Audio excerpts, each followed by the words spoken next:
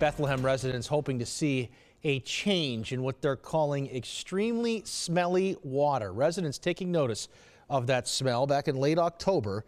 The town's Department of Public Works telling us Monday that they added 2 chemical filters to get rid of the smell, which came from algae growth, they tell us, in the reservoir, but they still need the water to flush out. News 10's James De La Fuente was at tonight's Bethlehem Town meeting where the board addressed the water concerns to the public or with the public.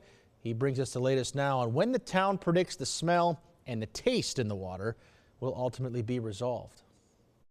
We need to keep doing what we're doing, and it's just going to take time. That's the town supervisor, David Van Leuven. But those comments were met swiftly by some concerned residents. Your inaction leads me to conclude that you just don't care about the health and welfare of residents and business owners alike.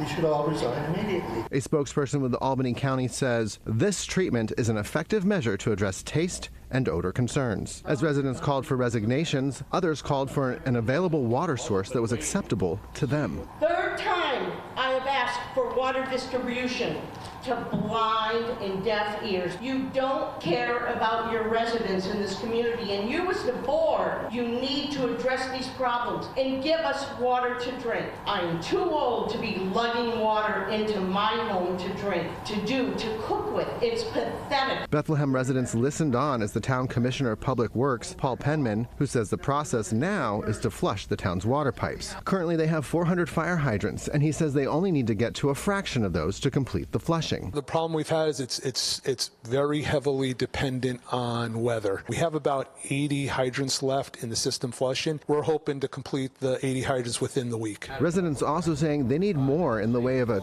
text message warning or some kind of a notification system, especially in this digital era. Where you text a number of people, if not all residents, and you say, answer 1 to 5, on a scale of 1 to 5, how grotesque, how terrible is your water? That will save so much logistical complication and money to go and actively test all of these different sites of fire hydrants around the community. Penman says his team will develop a permanent solution that will keep Bethlehem water safe going forward for years to come. Reporting in Bethlehem, James De La Fuente, News 10, ABC.